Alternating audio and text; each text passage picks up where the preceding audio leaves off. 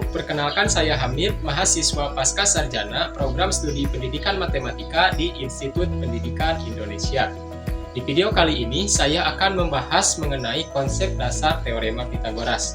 Video ini dibuat sebagai salah satu tugas akhir pada mata kuliah penerapan multimedia pada pembelajaran matematika yang diampu oleh Bapak Dr. Rostina Sundayana, MPD.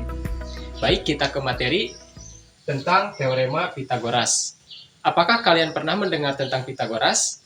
Ia adalah seorang matematikawan dan filsuf dari Yunani yang terkenal sebagai Bapak Bilangan. Salah satu teorema yang paling terkenal dan paling bersejarah yaitu Teorema Pitagoras. Apa sih itu Teorema Pitagoras? Bagaimana cara menghitungnya? Nah, silakan disimak aja ya. Dalam Teorema Pitagoras ini, beliau menyatakan bahwa kuadrat panjang sisi miring suatu segitiga siku-siku sama dengan jumlah kuadrat panjang sisi-sisi yang lain. Bagaimana maksudnya? Jadi, pada Teorema Pitagoras ini hanya berlaku pada segitiga siku-siku saja.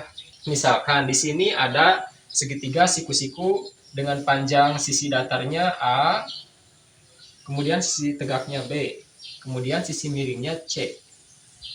Berdasarkan Teorema Pitagoras yang berbunyi kuadrat panjang sisi miring suatu segitiga siku-siku sama dengan jumlah kuadrat panjang sisi-sisi yang lain. Misalkan di sini sisi miringnya C, maka berdasarkan bunyi Teorema Pitagoras, kuadrat sisi miring suatu segitiga siku-siku itu akan sama dengan jumlah kuadrat sisi-sisi yang lain. Artinya ini sisi datarnya dikuadratkan, kemudian ditambah sisi tegaknya dikuadratkan. Maka inilah yang dinamakan sebagai Teorema Pitagoras. Dalam Teorema Pitagoras, pada segitiga siku-siku, sisi miring ini dinamakan sebagai hipotenusa. Hipotenusa ini merupakan sisi miring pada segitiga siku-siku. Baik, untuk lebih jelasnya kita langsung ke contoh soal aja ya. Misalkan di sini perhatikan segitiga siku-siku berikut. Tentukan panjang hipotenusa atau sisi miring pada segitiga siku-siku berikut. Misalkan di sini ada segitiga siku-siku dengan panjang sisi datarnya 4, sisi tegaknya 3. Ini artinya misalkan di sini A, sisi tegaknya B, kemudian sisi miringnya C. Kita selesaikan ya. Berdasarkan rumus Pitagoras, bahwa untuk menghitung sisi miring itu C kuadrat sama dengan A kuadrat ditambah B kuadrat. Tadi kita substitusikan C kuadrat sama dengan A-nya ini 4 kuadrat ditambah B-nya 3 kuadrat.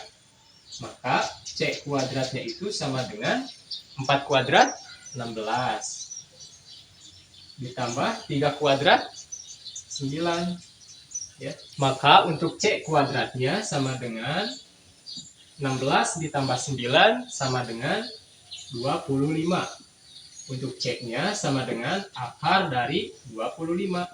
Maka untuk C-nya sama dengan akar 25 berapa? Ya, betul 5 ya.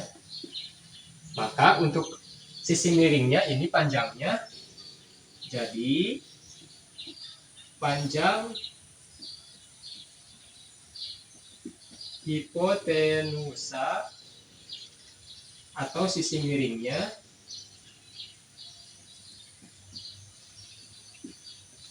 adalah 5 cm. Cukup mudah dipahami bukan? Jadi Teorema Pitagoras ini membahas mengenai hubungan antara sisi-sisi pada segitiga siku-siku. Saya ulang kembali bahwa untuk rumus Pitagoras ini, kuadrat sisi miring akan sama dengan jumlah kuadrat sisi-sisi yang lain. Ini C kuadrat sama dengan A kuadrat ditambah B kuadrat. Cukup mudah dipahami bukan?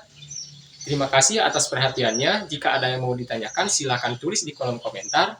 Sekian, wassalamualaikum warahmatullahi wabarakatuh.